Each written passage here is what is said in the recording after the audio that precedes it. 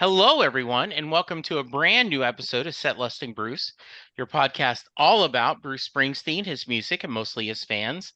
Today, I am joined by my guest, Ken, and my other guest, Ken, and I am your host, Jesse. Ken C, Ken W, welcome both to the podcast. You guys have been on here before. Ken C, in case someone did not listen to the previous episode, give us your elevator pitch and introduce yourself to the audience. Thanks for having us, Jesse. Ken and I both teach at Monmouth University, and we both teach courses related to popular music and popular culture on the Beatles and on Bruce Springsteen. I've been teaching at Monmouth a long time by training. I'm actually a European historian, but started transitioning into writing about the Beatles and did a book on the Beatles in the 1960s and have written a number of other things that relate to them and now to Bruce. This has been a really exciting time in my life and career. I still teach courses on pretty wide variety of subjects, but it's been a great honor to work with Ken on this book and really happy to join you tonight. Sounds awesome. Ken W, how about you? As Ken said, we're proud members of the Monmouth University faculty. I'm very proud to collaborate with Ken and I've written several books on the Beatles. This most recent one we wrote with the idea of having a course textbook for our classes to share so that we could have some one-stop shopping and provide students with a good reference book. Oh, that's a really clever idea.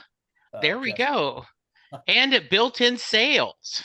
Actually doesn't, because first of all, but Yes. secondly, that's not why we're in it. We're Yeah. both very fortunate to be at great stages of our careers where it really is about the students and the classroom experience. I am jealous. I would love to attend both of your classes at times. And as I mentioned, you guys have both been on the podcast. And so I'm really glad that you had a good enough time to come back. We are talking about your new book, Bruce Songs, the music of Bruce Springsteen, album by album, song by song. So I have my book ordered. I'm waiting for it to be delivered. I am really looking forward to diving into it. But before we get to the book, I would like for, and I'll start with you, Ken W., the state of Springsteen, right? I love this story. There was a guy on my podcast a year or so ago, and he said that he was in 1999, he was attending the reunion tour, and he thought to himself, this is it. This is the apex of my Springsteen fandom. It will never get better than this. I guess every once in a while they may pull out the guitars and do a greatest hits tour, but really, this is it. And he says, I want to go to that guy. You don't know what you've missed. You have magic. You have Broadway. You have worldwide tours. You just have no idea. We'll start with you, Ken W. Let's give your thoughts on State of Springsteen. After the marvelous concert on the beach almost 2 weeks ago now, I guess a week and a half ago, after that marvelous event, you have to wonder, where could we go next? Obviously, Bruce is celebrating his 75th birthday this week. It's hard to say we were at halftime, to quote from you just a moment ago. Yeah. But at the same time, I wouldn't rule this guy out. I think that as long as he is functional, he will continue to engage in new creative projects like Mr. McCartney, right? I don't see him slowing down unless life requires him to. I'm excited about what could be next. You mentioned earlier midway points. I would never have imagined that we would have had an album like Western Stars, which kind of elevated Springsteen yet again for me and showed that he could go into these sorts of new frontiers. We saw the same thing with Letter to You, the recent cover versions record. I wouldn't rule anything out, and I will not be the person at all to raise any banners or start singing odes. I had a friend who was at the show and he flew to Dallas to attend the Cowboy game. And obviously the show did a lot better than the Cowboy game. But he said, I know it's not going to happen, but I could understand because that's it. I'm retiring. He said after that show and coming back full circle, and he has seen him in the dozens of times, and he said by far it was the best show he's ever seen. Ken, how about you? Thoughts on the state of Springsteen? Yeah, Ken covered, I think, it very well. I think he's indicated as much that he does not intend to stop anytime soon or ever, unless he has to. I think the quality of what he does, both in his live performances, but I saw him in Baltimore on his recent tour. He played as long as ever and it was as good as ever. Maybe a little less physicality on his part in terms of his moving around the stage, but he was still very energetic and clearly committed as to giving his fans the same quality of experience that he always has. In terms of his most recent work, Letter Ken mentioned Western Stars and Letter to You. We both agree on the very high quality of both of those albums. Letter to You, I find to be an extremely meaningful and moving record that speaks to others who might be even close to his age range. And I personally loved Only the Strong Survive and the tribute that he did to those Motown hits and really enjoyed writing about it for the book. Yeah, I think that and Ken and I have the fortune to being at Monmouth, we've seen him in smaller venues on campus, and he's just still great and hasn't really changed from his kind of he's rock and roll, yes, but at the same time, very humble individual in terms of realizing how privileged he is to do what he does and to have the ability and talent and the longevity that he's had. Yeah, completely agree with Ken. Still at the top of his game as far as I'm concerned. I remember a sportscaster saying that you should discount Muhammad Ali's final fights because he was fighting for paychecks for his family. He was trying to get money to make sure his family was safe. There is no shame in that. There's no discussion. That's not a bad thing. But it is nice that 3 albums toward the latter part of someone's career, and I agree with all of you. I loved the covers album. I thought it was fun. Letter to You will always have a central place for me because it came out at the end of 2020. I was joking at the time, if we could get a new Springsteen album and a new president, maybe 2020 would not be the worst year ever. I've lost my mother and my brother since that albums came out. So I'll see in my dreams. I quoted at her funeral. That has a very thing. And if I had any regrets, I don't care about the static set list. I didn't care about last year. He didn't change up a lot of things. I just really wanted at least one Western Star song. And, that if I had any complaint, I would raise my hand and go, Bruce, just give us something. Give us something. Any thoughts on that? Again, W. I agree with you. I would love to have heard one of those cuts, but clearly he's decided that the E Street Band arena stadium performances, beach performances are not the venue for that. Yeah. Having said that, I found the set list at the beach to be incredible. It clearly had been curated for that moment. And the first thing he said was "Greetings, Asbury Park," and that kind of set the tone. It felt like it was on the nose, but why wouldn't it be, right? It was perfect. And have a little faith. There was magic in that night. There It really was quite incredible. And it just reminded me of the power of his vision over his fortunately long life. He has imagined and willed into being all of these incredible projects and experiences and ways of expressing himself, whether it's on stage, through the works of other artists, past and really deep past. It's humbling to think about. Of course, there's a healthy dose of ambition in there that helps bring all of this about.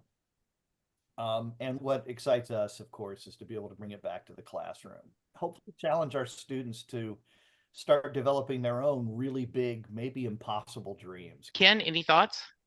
Just to follow up on what Ken said, I think one of the things that I enjoy most teaching about Bruce Springsteen is that not only is his music, his lyrics worth really in-depth analysis, and they tie in so well to framing American history through the music and life and times of Bruce Springsteen. But he, in a way, is such a role model in terms of his determination, his willingness to not live up to other people's expectations. The fact that he, didn't drink beer or do drugs when he was an up and coming rock and roller, and the fact that he decided early on that he needed to write his own songs if he was going to stand out from among all of the other people who could handle a guitar with some level of dexterity.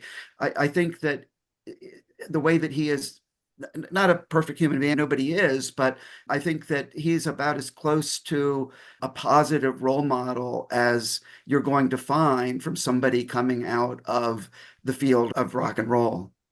I really do feel that way, that he has um, this drive and this ambition.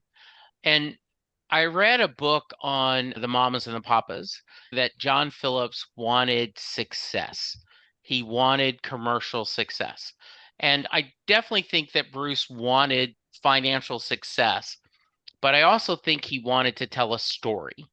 Kevin Smith talks about that he has these dreams and ideas and he's got to get them out there. That's why he makes the films. That's why he does the podcast. That's why he writes the comics. I feel like Bruce had a story he wanted to share. And yes, he wanted financial success, but I think he balanced it just as much as telling that story is as important, if maybe even more story. Kinsey, any thoughts? And then we'll move on. I want to talk a little bit about the book. Sure. Yes, I think you listen to him, you read his autobiography, you listen to him talk on now the documentaries that we have, including the recent ones that he did for Western Stars and Letter to You. And he makes it clear that he almost feels like he doesn't have a choice but to write and to communicate what's in his head and what he's experiencing. And I think he does it as much for him as he does for the fans, but that means that he's doing a lot for the fans because it's clearly means so much to him. Yeah. Ken? I would echo that. And the intentionality is very important. As Ken just said, he has stories that he has to tell, right? Yeah. And that's the true mark of a writer, right? We often use words like genius. I think there's really very few things that I would qualify as genius. Rather, I think if there is such a thing, it is about taking advantage of the moment and doing the thing you should be doing. And Bruce made sacrifices, clearly could have gone to college, did not, had this drive. Ken just pointed out one of my favorite facts about him. He's not a goodie, but he, by the same token, was so into his music. He didn't need diversions from what was just powering his passions. That this is what makes him so interesting. But again, the story that I like that's at the heart of this is the fact that he did it.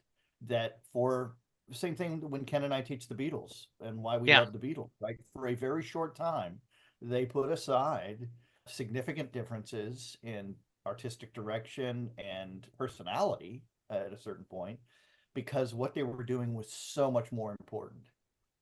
I I mean, that elevates any art form. And if there's genius, I guess that's it. think that's so real said. And when Only the Strong came out and had volume, I was joking, hey, sign me up. If he wants to do an album of country songs where he does Johnny Cash or Mo Haggard or whatever he wanted, I'm in. So that's great. All right. So you both are teachers, professors. You both have done courses in this. You talked a little bit. You're thinking what would be a good reference point if we want to do this. Ken W., let's start with you. Give me the origin story. How did you guys decide to do this? And why did you decide to do it together? It was a natural fit together. I love working with Ken, and this just was such a natural project for us. In that sense, just a no-brainer. I felt like we needed a standard course textbook for our classes. I know Ken felt the same way. there were very few books that were up to date on Springsteen. There were many one-offs. Another issue that really motivated me was the fact that, unlike the Beatles, Springsteen studies has emerged. What's the word? I don't want to say clunky, but it is a little clunky how the studies have emerged. You've got major figures like Dave Marsh or our colleague Bob Santelli writing books. Then you have a lot of other sort of interjections in that conversation. And what we haven't had that was so important to Beatles studies, particularly in the 1980s, were Mark Lewisohn's Beatles recording sessions. I think we need something similar for Bruce. The book by Dowdling called William J. Dowdling called Beatles Songs. So that's where Bruce Songs comes from. The idea that we're now providing that reference source where people can have an up-to-date book, literally up-to-date. It includes the latest record, so that they can begin thinking their own deep thoughts about Springsteen and explicating his songs and albums. Ken? Yeah, so Ken and I have been teaching Bruce Springsteen, but we've also been listening to Bruce Springsteen for decades, in my case, for 50 years, I would say. Yeah. And I think that in addition to the reasons that Ken cited, which were all, important and central to our decision to do the book. You do a book when you feel like you have something to contribute, when you feel like you have something to say. And while music journalists and popular writers. There have been a few. Jim Cullen comes to mind as an academic who's done some very good, interesting work on Bruce Springsteen, including his most recent book on Bruce and Billy Joel, Bridge and Tunnel Boys, which I really enjoyed. There hasn't been a lot of really scholarly, there hasn't been a lot of scholarly work, or if it's been scholarly, it hasn't been accessible scholarly work. I think what Ken and I tried to do in this book is to bring our academic, expertise, mine as a historian and cultural historian, and Ken as somebody who's very knowledgeable about both music and literature, to combine our expertises and our interest and our knowledge of Springsteen to do something that was unique, I think is unique, among the literature on Springsteen. And as Ken said, that is completely, at least as of now, up to date. In fact, when we first started working on it, he had 20 studio albums, and which kind of made it a little bit easy in terms of who was going to do what. But then he came out with his 21st. There was a little bit of a curveball, but we handled it, I think. Yeah, great working with Ken on this project. Absolutely. That's a perfect segue. Co-writing process. Did you guys, okay, you take this album, I'll take this album, eeny, meeny, miny, mo. How do you guys divide that? And Kinsey, I'll keep going with you. What people are going to get with this book, Jesse, is Ken and I both wrote introductory essays for every single album. I wrote a historical context essay for each album, and Ken wrote a general introduction to the album and how it fits into Springsteen's career. We decided on some inserted features on different special aspects of his life and career that maybe weren't going to be covered in our treatments of the album. We drew up a list and then divided those up. In terms of the song analyses, we would split the albums between us.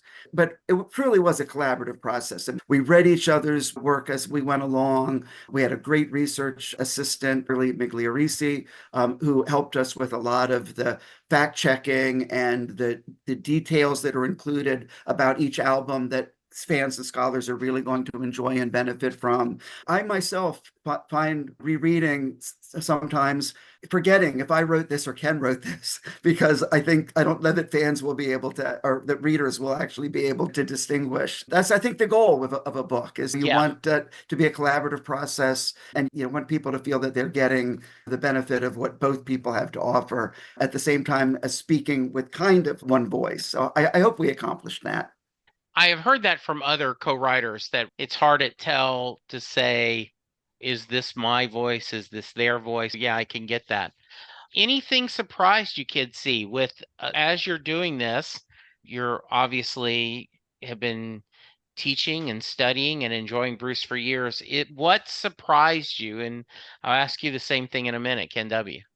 I think the thing that surprised me the most is how interconnected so much of Springsteen's work is, how within an album, even albums like The River that seem to have such diverse material on them, that even the rock and roll, you know, entries have some kind of deeper subtext to them that is not disconnected with the other songs on the album. I also, working on the book the way that we did, you really get to understand the transition from one album to the other better. And I think that I just didn't realize the extent to which there is so much of a kind of unity to his body of work that really impressed me and gave me a deeper appreciation for what he was doing.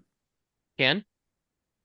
I love the idea about the body of work. I think that certainly resonated with me too. And the high quality of that work, lo these many years. But behind all of that, you can see the struggle, right?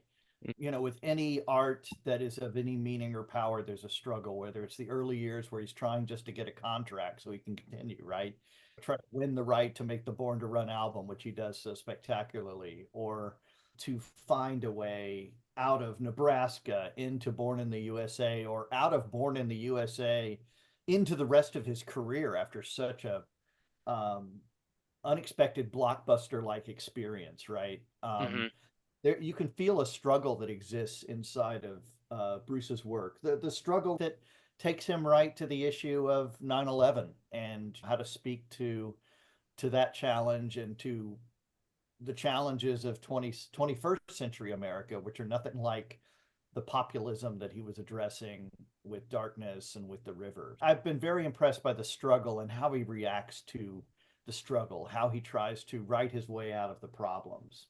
You mentioned earlier Jim's great book about the Tunnel Boys, Deliver Me from Nowhere, from Warren Zanes. Either have both of you read that, and any thoughts on that, Ken W?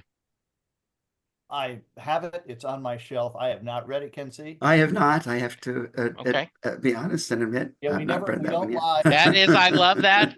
What surprised me is, one, the reason bringing it up is he mentioned in the interview, and I can't remember if it was with Warren or previous, that as the band started playing the songs, he felt like his characters were being lost.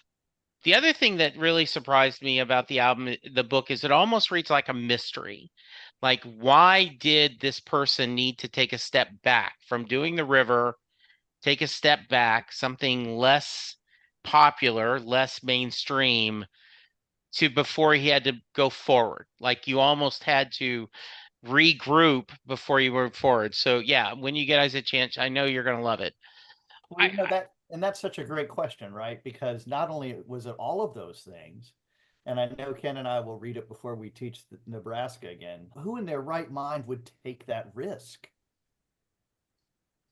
and That's the mystery to me. and how does a record company let you do that? Right? Now, you could make the argument now that Bruce wants to do anything.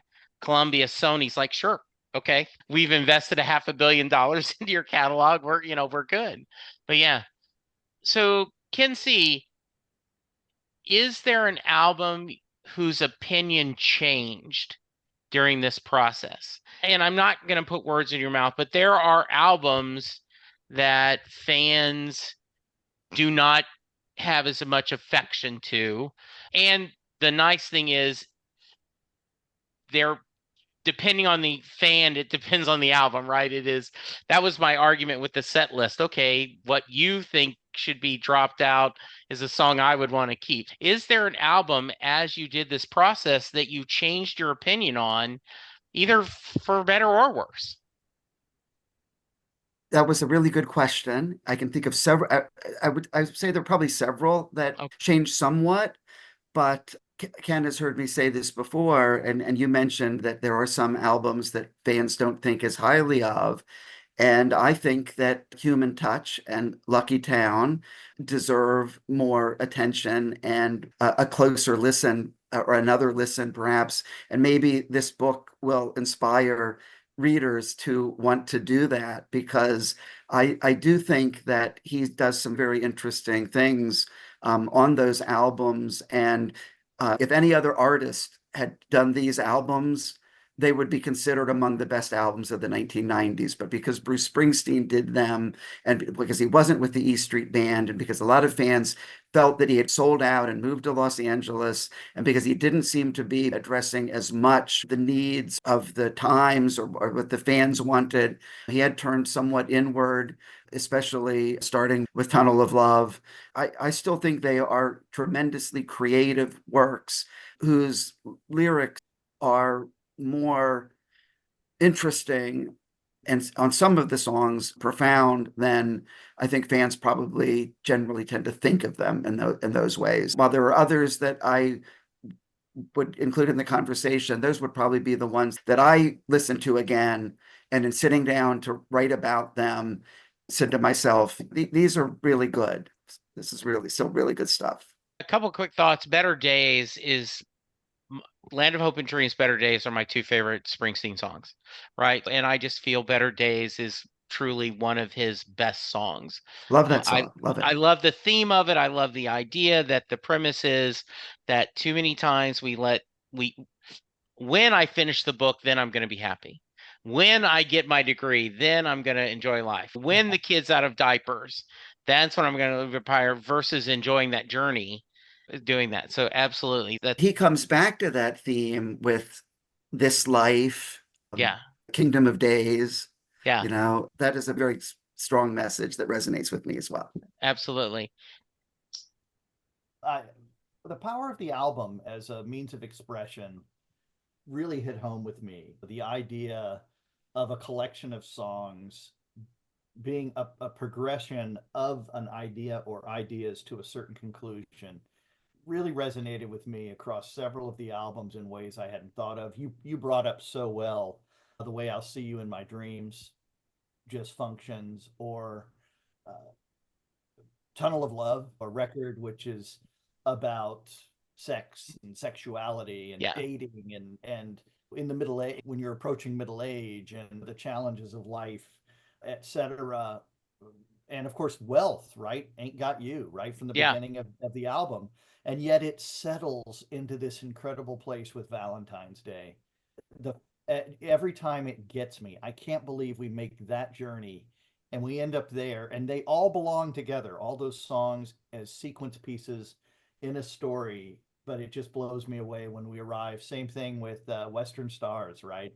Moonlight Motels. When I get there at the end and it's kids and bills and kids, it's so far removed from where we started with Hitchhiking, and yet it's part of the same story. He's just a master at that.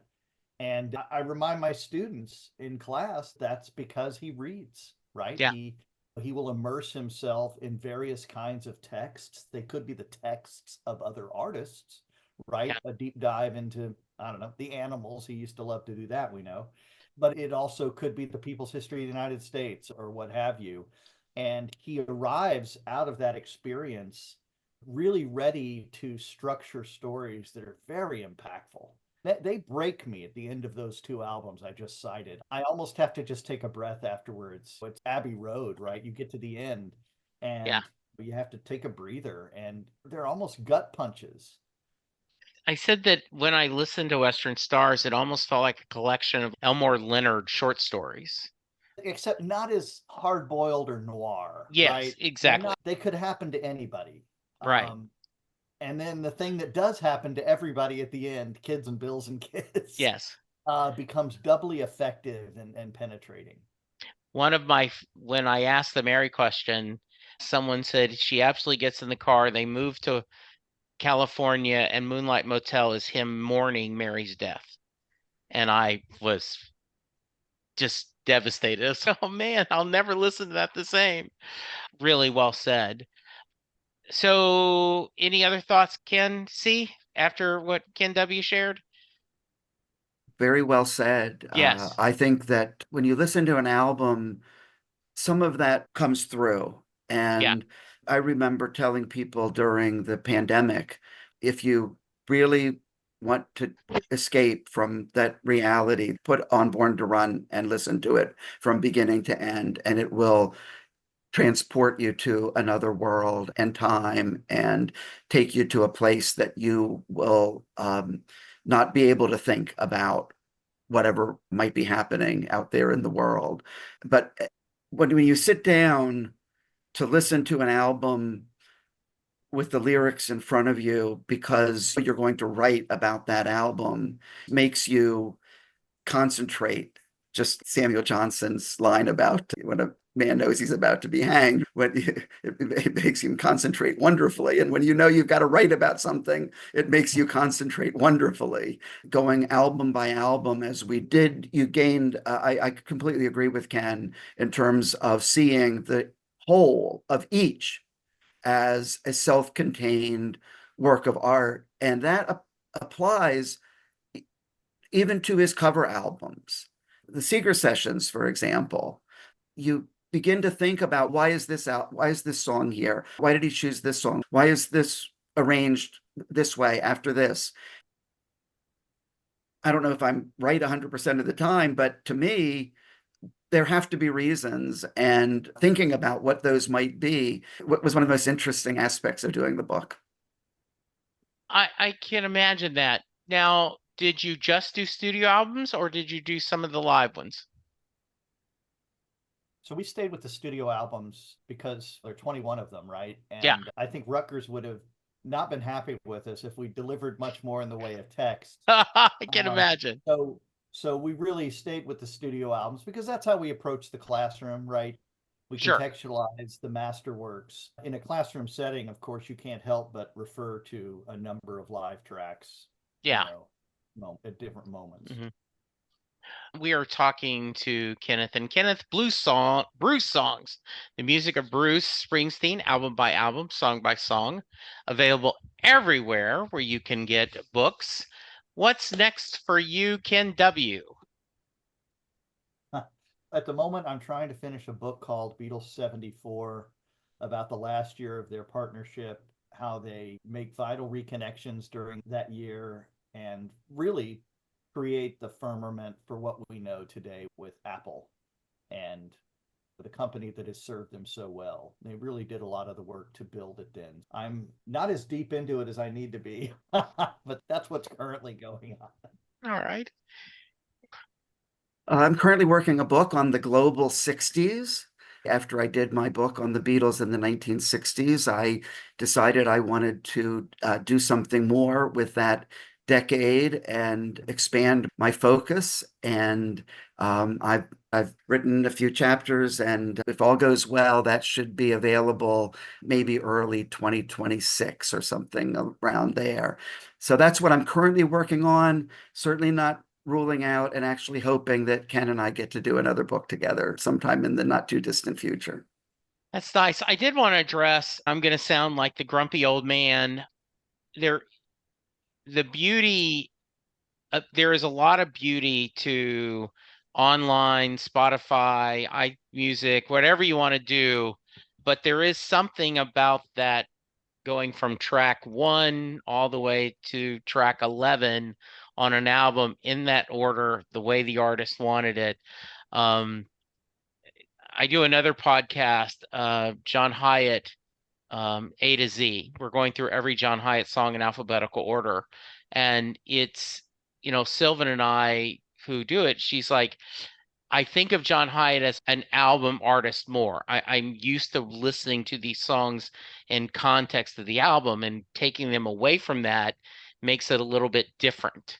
So I'm sure you both have that feeling, and maybe Ken W, if you want to talk about that, the Bruce's individual songs, you know, he talks about plus one is three, talking about the E Street Band, but the collection of songs sometimes is more powerful than just individual songs. Any thoughts on that, Ken W? Sure. They often are in conversation with each Yeah. other, right? And that makes them a double threat, if you will, or a triple Yeah. threat. And that's why I'll be teaching, not teaching, Ken and I will be doing our Tuesday Night Record Club, which is a Monmouth University offering we do monthly. and we'll be doing The Ghost of Tom Joad. And I'm excited to talk about that record because it very much functions like you just said. Those songs are in conversation with each other. By themselves, they're, I think, less interesting. But you bring them together, you add in Henry Fonda and The Ghost of Tom Joad and The Grapes of Wrath, and there's so many ideas swirling around that it really becomes more than the sum of its parts. I think that's very true with a lot of Bruce's records. Nice. Kinsey? That's the one thing that I think that I try to get across to my students about the music and the artists when I do both my Beatles courses and my Bruce Springsteen courses, because they are so used to listening to music on Spotify or playlists. And so many of them, not so much, a lot of the, believe it or not, I find that young students, college age students, are actually more familiar with the Beatles than they are with Bruce Springsteen. I see Ken shaking his head. I think you might agree with that. But the thing is, they know individual Beatles songs, but they don't know what year they came out Right. or what stage of their career or they wrote it or much less what album it was on and how it related to other songs on the album. So getting them to understand that there is both a literary, a personal, and a historical context for songs and for music, and that in many instances it can't be appreciated without the connection with other songs that are grouped together on the same piece of work, which is an album. I think that's one of the more valuable things I have to teach students. Since you both have asked the married question, I'd given you a little homework before. About a year and a half ago, I got a bunch of writers together and we did a roundtable discussion of what was Bruce Springsteen's best written song. And Highway Patrolman came up in the top 5. In fact, one said that's almost Shakespearean, that Highway Patrolman. But I didn't say it had to be a Bruce. Kinsey, if you had to pick one or two, what would you say are some of the best written songs?